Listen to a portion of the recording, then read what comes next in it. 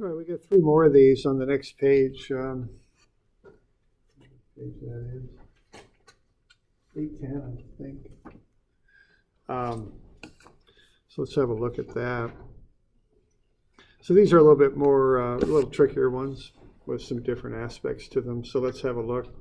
First one here, we've got a distributed load, just like before, 3 kips per foot, but we've got a couple in there 5 feet over from the left-hand side, 72 kip feet. So what that does is it affects the beam in a few ways. It skews the reactions, so we get 24 kips on the left, 12 on the right. Okay. So what will happen then when we apply that couple is our reactions get a little bit out of balance, so to speak, which kind of makes the whole diagram a bit out of balance. So we're going to start at 0. You always start at 0. We're going to kick up by that reaction on the right, 24. And then we're going to look at this area here.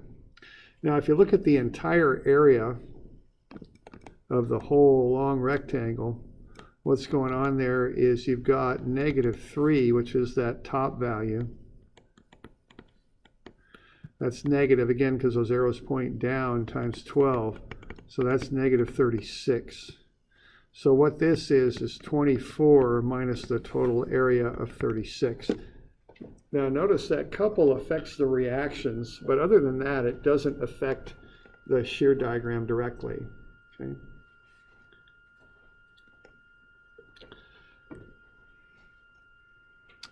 All right, so that's what's going on there. Now, what's up here is we're at 24, and the slope is 3, -3 actually. So that means we're 0 out at 8, okay?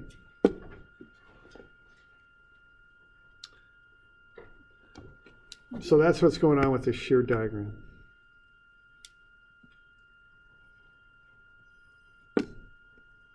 Okay, so the total area there is -3 by 12, -36. So you start at the reaction on the left at 24, you end at the reaction on the right, -12. You hit 0 at 8 feet.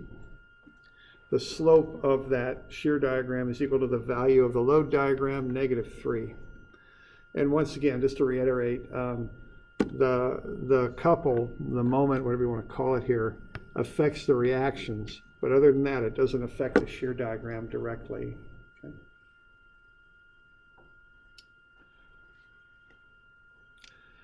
All right, now the next little bit of this, we want to get from the shear down to the moment diagram, okay? Now, this couple is going to affect the moment diagram. So on account of that, what I want to do is I want to take this triangle and get 2 areas for it. One to the left of the couple and one to the right. And the reason is I know that couple is going to jog that moment diagram. So I want to get the area left and the area right so I can work with that, okay?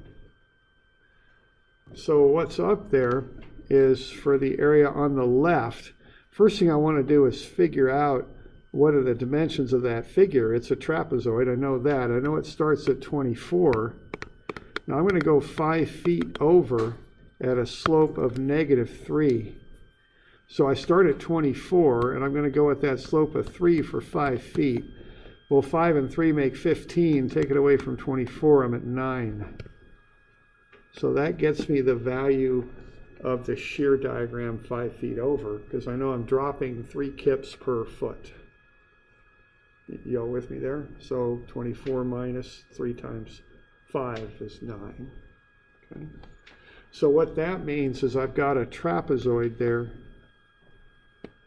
like so, and that's got a height of 24. On the other side I got 9, and I got a base of 5. So 24 plus 9 over 2, that's the average height, and then multiply that by the base of 5. When I get that area there, it's 82.5. Okay, so that's the area here.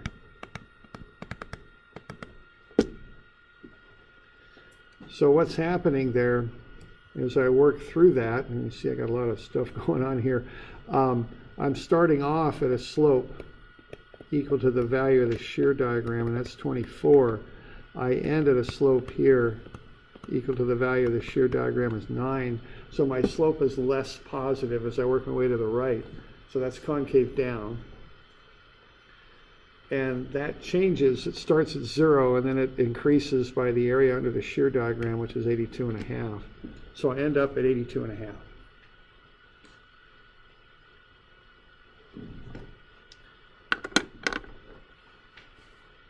Okay.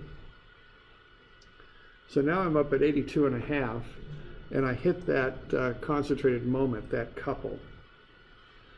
Okay. Now the couple is 72. So it didn't affect the shear diagram directly other than through the reactions, but it does affect the moment diagram. So what's up is I'm at 82.5, and then I've got that couple of 72. Now that's a positive applied couple, which means the reaction is negative.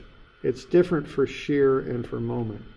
For shear, you keep the same direction. So with shear, if you got an up 24 here, that's up, okay? And if you got an up 12, that's up. But with moment, you got to switch the sign, okay? It just has to do with the sign conventions on the directions of shear and moment when you write that stuff up. So you got to remember this one. And it seems to work pretty well for shear. I mean, up's up and down's down. But the moment, you got to remember to turn them around, okay? And the one thing I'll mention is this comes up on homework and tests and stuff. If your diagram seems to blow up, if you got some point like way the heck up here on your moment diagram, you can't come back down to 0. Think about that. Oh, wait a minute. Remember that sign thing, because sometimes people forget it. And like maybe there's a positive moment applied and they got their moment diagram doing this, and all of a sudden they shoot it way the heck up here, and they're like, hey, I can't get back down to 0, which is where you want to be. And the thing that probably happened there was you were supposed to shoot it down there and get closer to 0 because you forgot to flip the sign on it. And I don't know, like I said, I've been doing this more years than I'd really like to think sometimes, and that's something that's come up a few times for people, so I just want to mention it, okay? Just remember to flip the sign on the moment. And if something like that happens on a moment diagram, it might be a sign error that you made. Okay, so that's a positive moment, but what it does, it drives the moment diagram down by 72. So you're at 10.5 now. Okay. Now we still got that little triangle to the right of the 9 kips, and it's got a height of 9 and a base of 3. So 1/2 by 9 by 3 is 13.5. So this thing goes up 13.5. So it has 2 peaks on it. One gets kind of cut off. The next one is a true peak with a 0 slope, okay? So that next one is 24. It's 10.5 plus the area of the triangle, 13.5. So it's 24. And then the last bit is an area of negative 24 in the shear diagram, so that takes you back down to 0 on the moment diagram. These things should always 0 out. I mean, all these diagrams always do. All right? They start at 0, they end at 0. So it's kind of like you got a simple parabolic moment diagram with a break in it, a discontinuity. That's really what's going on there. If you took this thing here, this lower piece, and just slid it up, it would fit right in there smoothly and give you a parabolic shape. But on account of this concentrated moment, you get this discontinuity, and it just kind of slides it down. Okay.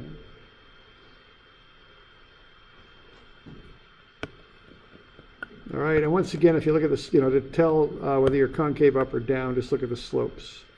Slope of 24, slope of 9, less positive slope, starts to flatten out. Slope of 9, slope of 0 at the top, slope of negative 12 there. Okay, so that's concave down in both cases. Okay.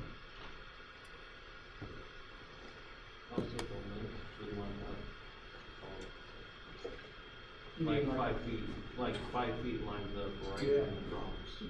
Yeah, right, absolutely, yeah. And when I give you homework problems on this, I give you graph paper, so it just all lines, you can line everything up. That's why I figured out. Everything lines right up, yeah.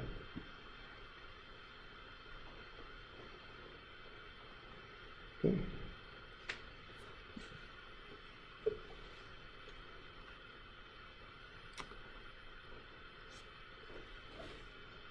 All right, so there's the slope on those lines, just to kind of get you a clue on the concavity of it, up or down.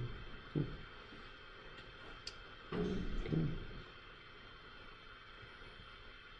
Now the next one's a little funny. It's a cantilever with an upward load. This might be a little funny, but just to generalize this, I thought I'd throw in one that was a little odd.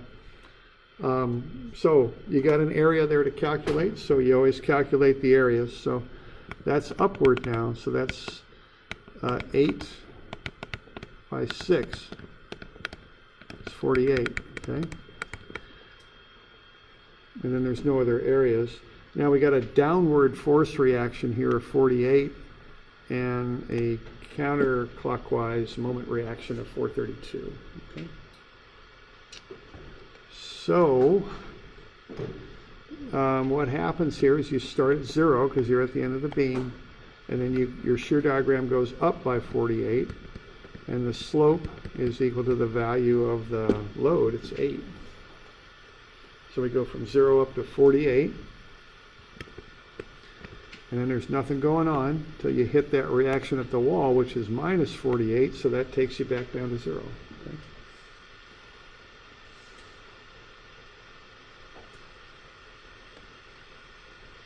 Okay. So 0 up to 48, and then stays steady at 48, then it drops by that reaction back down to 0.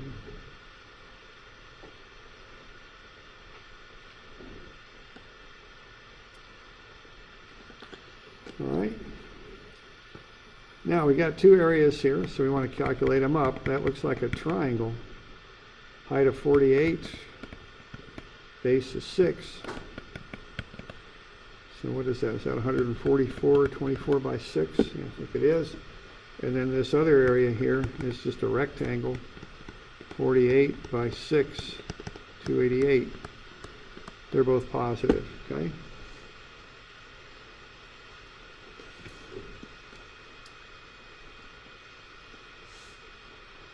So I got the areas.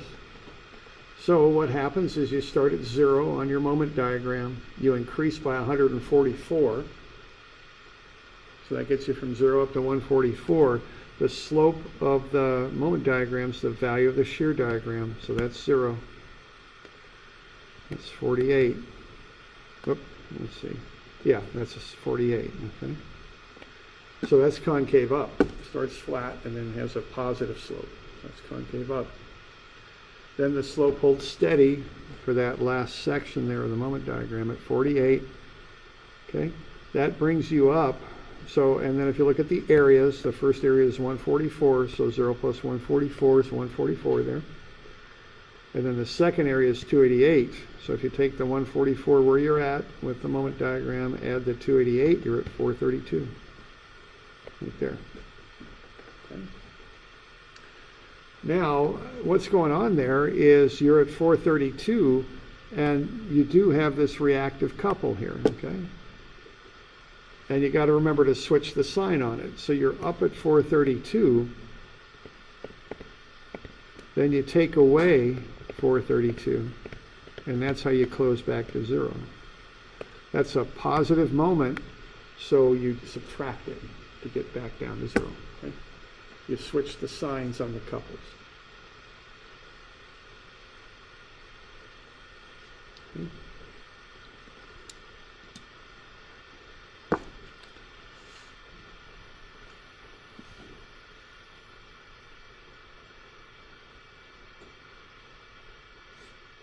So we're doing all right with that?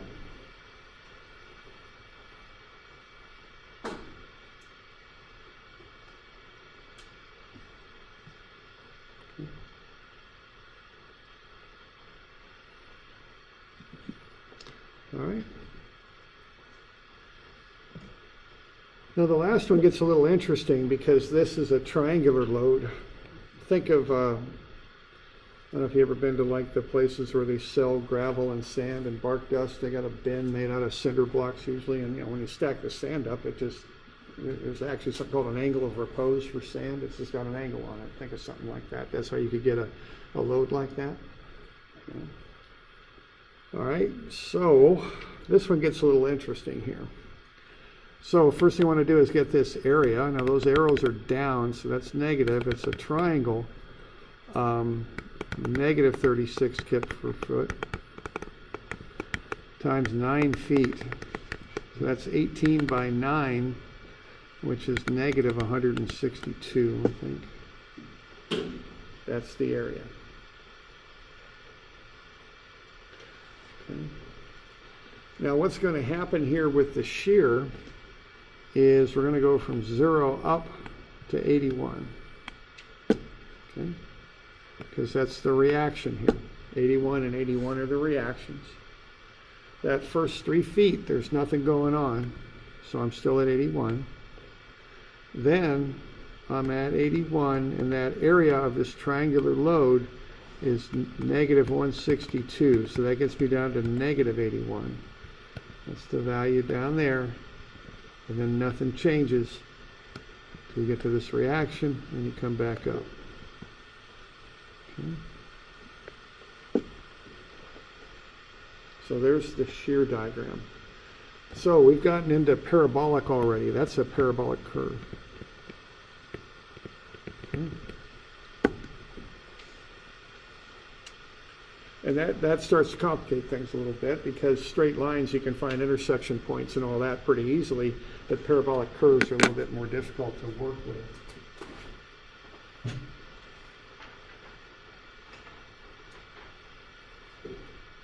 So why don't we have a look at there?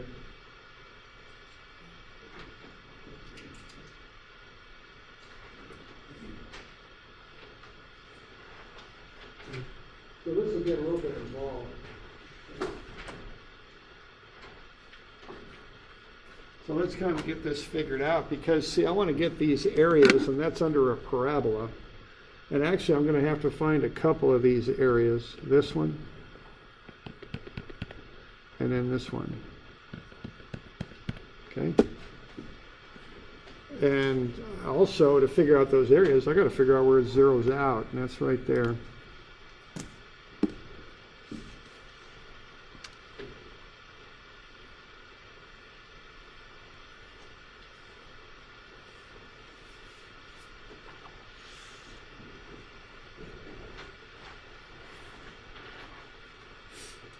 Okay. So there you go. So what we're going to do here is we're going to have to do a couple of things. We're going to have to realize that the equation of this parabolic line is based on the area of the triangle, because the change in the shear is the area under the load. So what we're going to want to do basically to get an equation for this line is to track the changing area of a parabola, or of a triangle, I'm sorry, as you move your way to the right, because the area under the shear is the change, the area under the load is the change in the shear. So I'm going to start with a triangle like that. Okay? So to find the equation of the curved line in the shear diagram, which is parabolic, use the fact that the change in shear is equal to the area under the load diagram. Okay? Now, I want the slope of that line. It's rising 36 over a run of 9, but those arrows are down, so it's actually dropping 36 over a run of 9, because those are downward arrows. So the slope on the top of that triangle is actually negative 4. So what I'm going to do is I'm going to track the area of that triangle as I work my way across. I'm going to call the bottom of the triangle B for base. Now I'm not going to call it X, because X would reference back here. X is 0 here on the left hand side. I don't want to call it X, because that's going to throw in a little extra constant of 3 I got to throw in there. And this stuff is complicated enough without throwing that in there. So I'm just going to create a new variable called base. I'm going to put the base 0 right there. It's just simpler, okay? I can add the 3 later. I don't need, and I don't want to carry the 3 all the way through these calcs, because it'll just get messy, all right? So that's why I'm calling that B instead of X. Now for a base of B, what I've got is a height, which is actually negative 4B, okay? So the area of that triangle as I work my way across is 1/2, because it's a triangle. The base is B and the height is negative 4B, so that's negative 2B squared. Okay. So that's the area of the triangle as I work my way across. Now I start at a value of shear of 81. So what that means is the equation of this line is 81 minus 2b squared. Okay? That will get me the value of that line at any location B now, not X, but B. B starts right there. I don't want an X in there because it just gets messy. All right, and so that's the main part of the work, is just seeing that the equation of the curved line on the shear diagram is 81 minus 2b squared. And that's just based on the area of that triangle, which is based on the height of the triangle in relation to the base, which is that's on account of the slope there of that thing. So we go from the slope of the triangle to get to the relationship between the height and the base, and we can find the area based on that. And we start at 81, so 81 minus 2b squared is the equation of that curved parabolic line in the shear diagram. Okay. That's the basic relationship to kind of figure out. So we're good with that? You got any questions on that?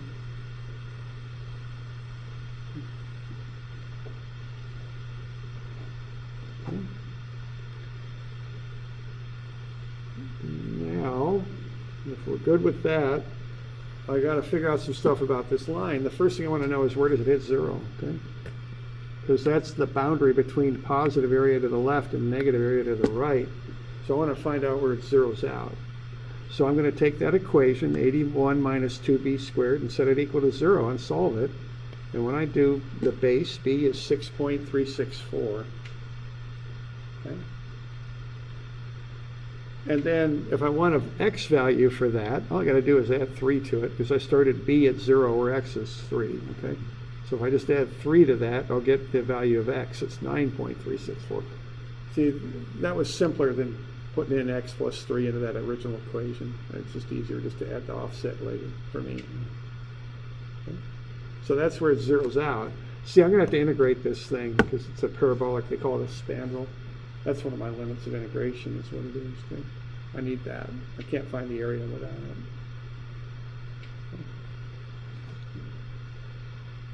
You all right with that? So I got the curved line is 81 minus 2b squared. I'm going to integrate it starting at 0 and going to 6.364. So I'm using the base now. I'm not using x again. I'm back on the base. Simpler.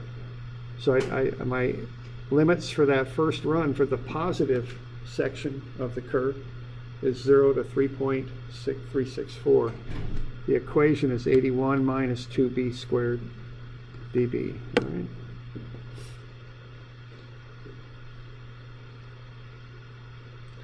Okay, so that's just the equation of that curved parabolic line on the shear diagram. And then I just integrate it from 0 to 3.364. Okay, integrate that thing, I get 81b minus 2b cubed over 3. I'm going from 0 to 6.364. Plug in the 6.364 and the 0, and I get the area for the left-hand side. It's 343.7. Okay. So that's the first area. I can run the same integral for the second area to the right, which I'm calling area 2 there. The same integral, the limits change. It's 3.364 to 9. Integrate 81, I get 81b. Integrate 2b squared, I get 2b cubed over 3. Plug in the limits, and I get the second area. It's negative 100.7. Okay. So once I got those areas off the shear diagram, what I can do now is I can put the moment diagram together. Okay. So what's going on is I start at 0. That first rectangular area there is 243, so I go in a straight line from 0 to 243. Slope's just 81, it's the value of the shear. Then I have that second area under the curve, it's 343.7, so the total there value of moment, the maximum, is 586.7. It's the first area under the shear diagram, the 243, plus the second area, which I'm calling area number 1 there, 343.7.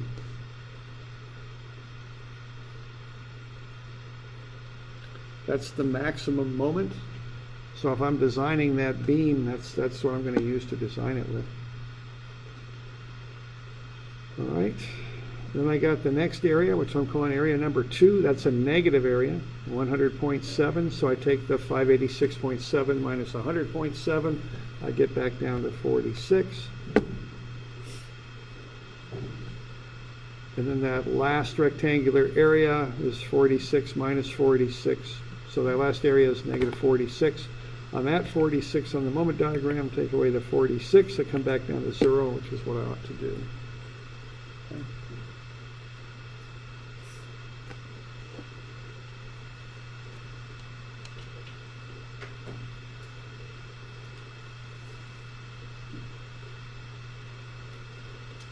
You all right with that? A little bit involved in those areas. You got to do some integration because it's a curved line. You got to get the equation of the line, figure out where it zeroes out, and then integrate it a couple of times.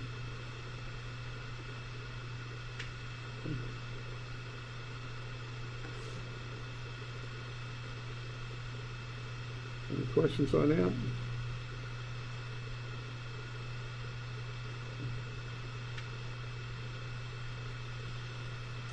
All right. So that's some shear and moment diagrams. Why don't we have a look at having you do one of these 820. And what I've got there in 820 is I've got the beam, and I've got the reactions, and I've got the outlines of the shear and moment diagrams below. Why don't you fill in the actual values on the shear and moment diagrams, okay? So go through the steps of doing that. Remember, whenever you see an area, I always calculate it right off the bat. Remember, look at the direction of the arrows to determine the sign on the area, up or down. Okay.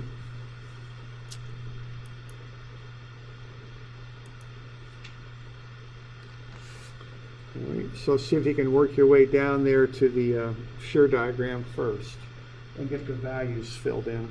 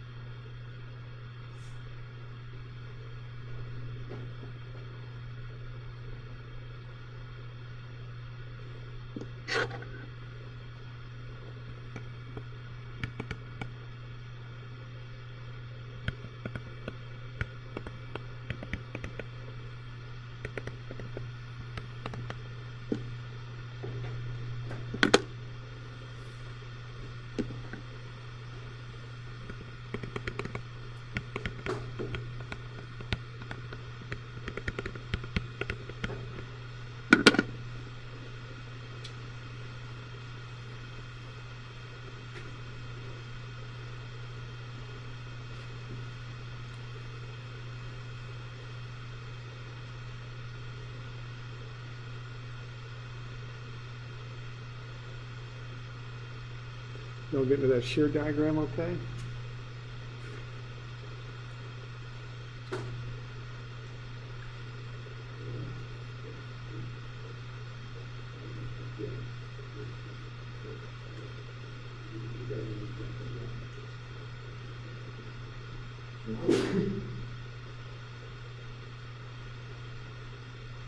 Right, and you know, and I don't do equations a whole lot. I mean, this is just so much faster than you know, doing equations for a beam like this. You'd have to break that thing up into 4 different pieces and go through that whole rigmarole on the sum of fx and sum of moments. It would be pretty involved to do equations. So you know, I just do diagrams. They're much faster. See, and if you're doing civil engineering, generally speaking, you pick one beam for the whole span of something that you're designing. You don't customize beams. It's just not economically, you know, viable. You can't do that really. Now, on mechanical engineering, if you're going to build something over and over and over again, then you start doing stuff like that. See, because you can see where the economies are, where you can shave the beam and all that. If you're going to make, you know, 110,000 of them things, it's worth it, see, to custom build those beams so they're exactly what you want them to be. But buildings are usually one-offs, you know, you design them once. And so you're not going to start custom fabbing beams for a building like this. It's just not worth it, you know. So if you're doing a civil engineering type project, a building or something, you're going to you got your design values. It's 12. Okay, the shear you're going to design for is 12 for the whole beam. You just pick the max off and you design for it. Okay. And the general rule of thumb is shear maximizes near the supports, moment maximizes in the middle. That's the general rule of thumb. So we good with that? Where we're what do we do there? Okay, so we've got that first area is negative 12. So the reaction gets you up to 12. You drop. Excuse me, that first area is minus 4, so 12 minus 4 gets you 8. You hold it 8, and then you got that 12 kilonewtons, pushes you down to negative 4, hold negative 4, and then come back up by 4, and you always close off to 0 on those. We good with that? Question?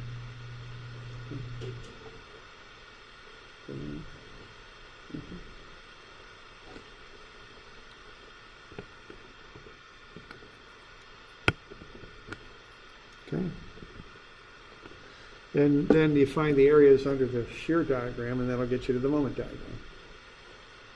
And keep in mind that the slopes are equal to the value of the previous diagram. Okay.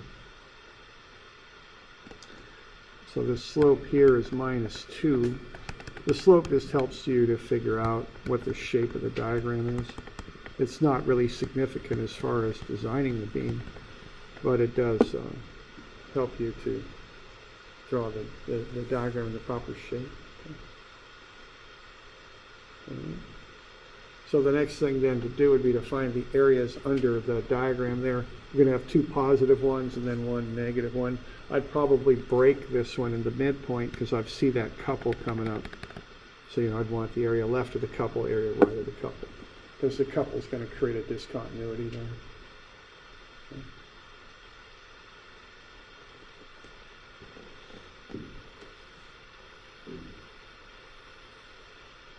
You got any questions on that?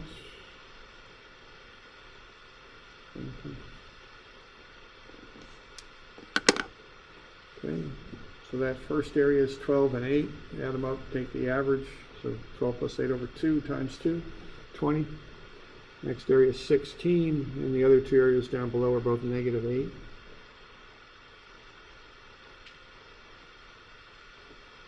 Okay.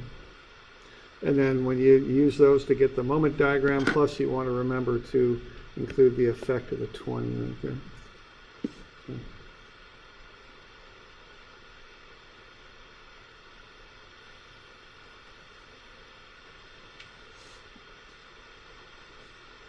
Okay. So 0 plus 20 gets you 20. That's a curved section in there.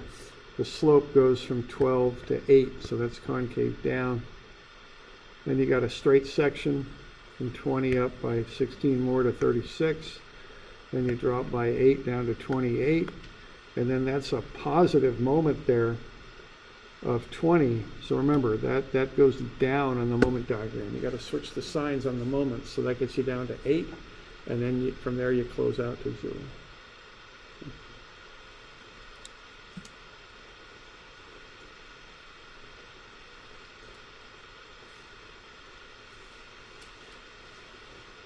So we got any questions on that business? Yeah. Why not ask when we required to do that whole calculus and write it down and stuff Well, let's see. On a test, I'd probably give you something. This would be a reasonable thing to give you. I just give you that and say draw the shear moment diagrams and label them. So it'd be something like that. I might have a little bit of calculus on there, but I'm not going to make the whole thing dependent on doing calculus. It's more, for me, I'm more interested in, you could take a practical thing like that and work it down through, as opposed to a more calculus-based thing. I guess, if that answers your question.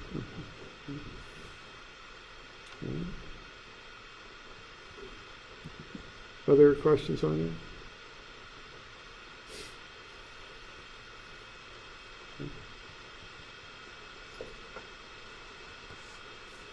Okay, so that's how you do these shear and moment diagrams.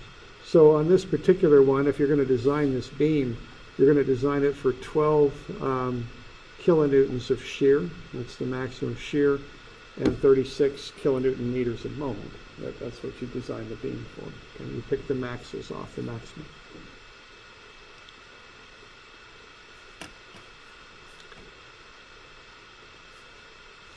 All right, now, the reason we are doing this, these things we've been doing here, and so what we're going to do here, we're going to take these things we've learned, the centroid, shear and moment, and moment of inertia, and put them together so we can design a beam. So the first thing we look at is bending stress. So I mentioned this earlier that, when you load a beam up, it'll flex a little bit. So there's a simply supported beam that's being loaded downwards, so it's flexing down a bit. Now, when you find the centroid of the beam on the cross section, which, I don't know, should I even try this? Cross section would be kind of over there, right?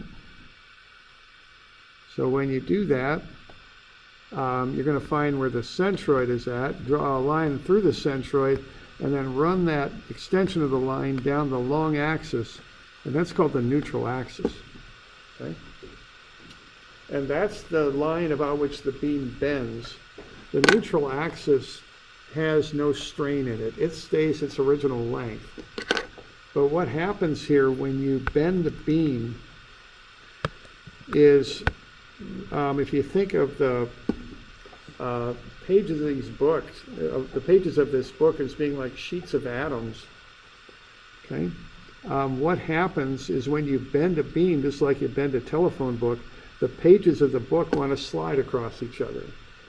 And the result of that is the book will get a little bit longer on top if this beam's bending down, and shorter on the bottom because the pages are sliding.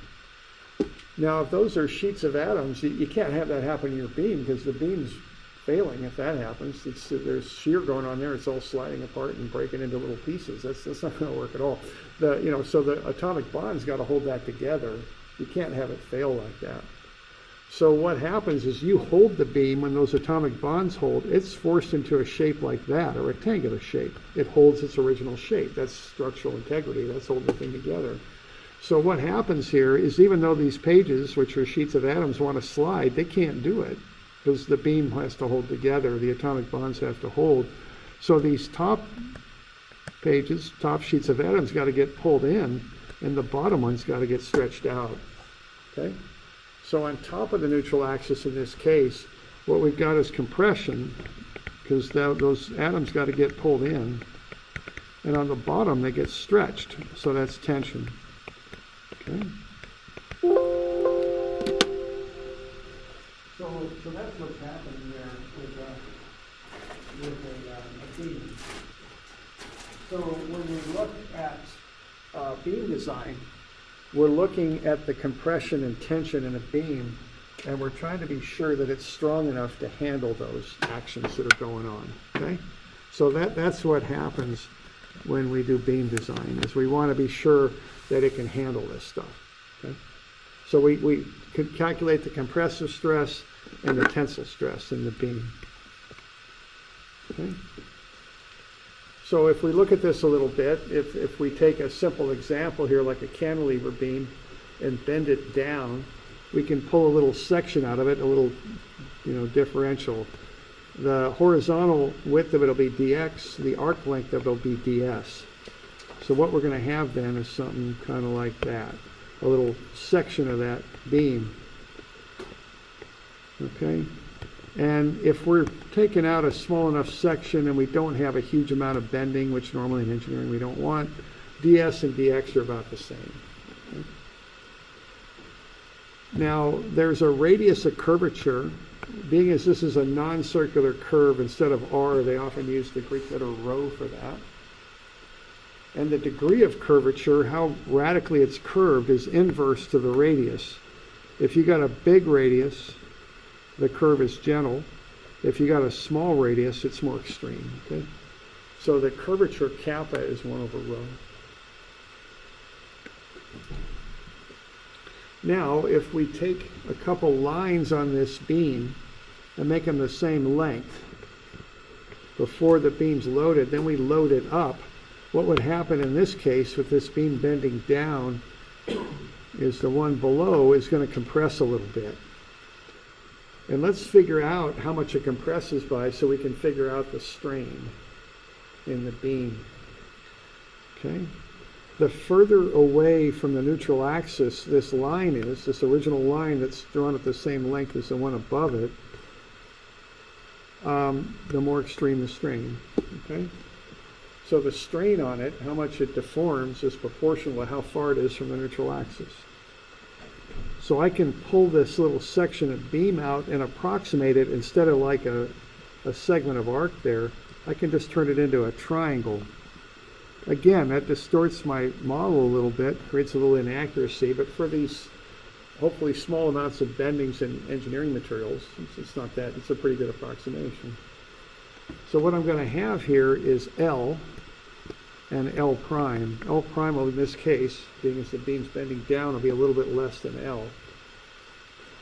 And then I've got the original radius of curvature rho, and a different radius of curvature for this L prime, which is rho minus whatever my offset distance is from the neutral axis, y.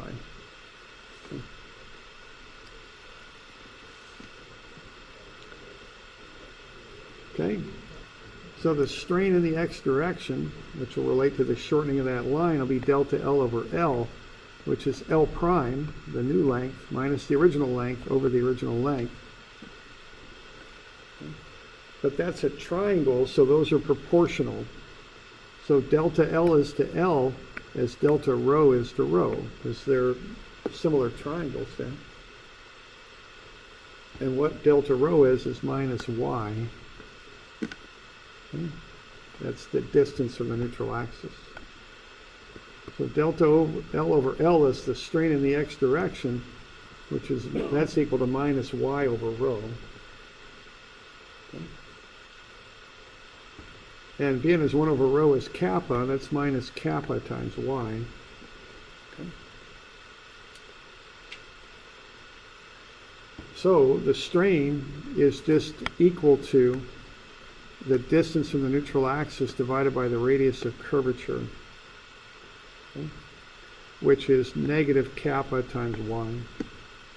To get the stress, as long as I'm within the proportional limit, I can just factor the thing up by E. So E times the strain is the stress, so that's minus E kappa times y. That's the stress. Okay. So the further from the neutral axis I get, the more extreme this bending becomes, and the more stress and strain I get. Okay.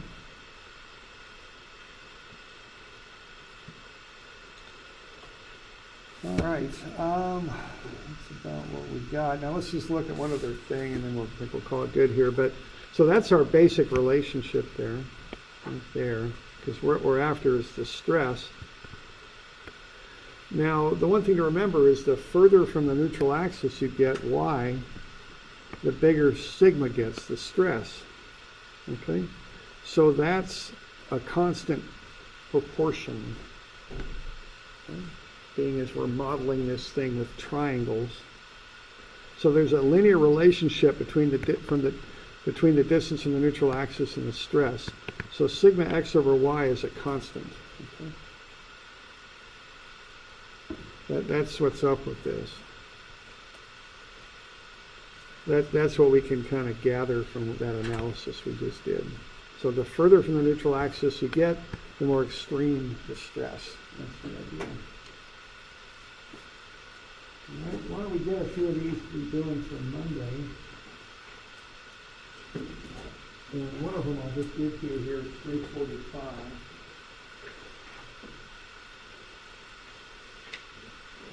So all of these things are drawn up on a graph paper like this, so you just kind of work your way down the paper, keep everything in line so you can line down.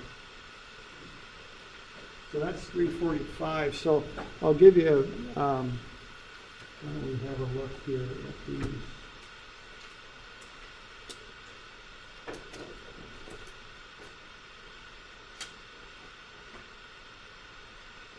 So 341, 342, and 345, and then, I'll just call it good there. So 341, 342, and then 345. For those of you online, I'll post this in Moodle. I don't have it there yet, but I'll get it there. Okay. All right, and these will be due Monday.